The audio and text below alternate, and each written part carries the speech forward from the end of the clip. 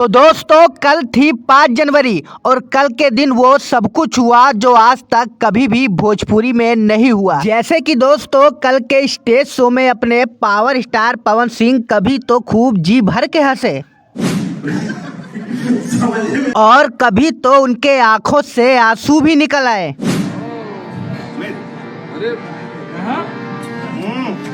और वहीं पे दोस्तों दूसरी ओर अक्षरा सिंह अपना इंटरव्यू दे रही थी और उसी इंटरव्यू में उन्होंने बयां कर दिया कि वो आज भी पवन सिंह से उतना ही प्यार करती हैं।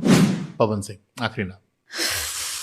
I mean, वो अपने जीवन में जो हैं वो बहुत अच्छे कलाकार हैं, बहुत अच्छे सिंगर भी हैं। लोग उन्हें बहुत पसंद करते हैं, इसमें कहीं से कोई दो राय नहीं है और ना कभी रहेगा। और इसके अलावा दोस्तों अक्षरा सिंह ने ये भी कहा कि पवन सिंह एक बहुत ही नरम दिल वाले हैं और वो बहुत जल्दी पिघल भी जाते हैं।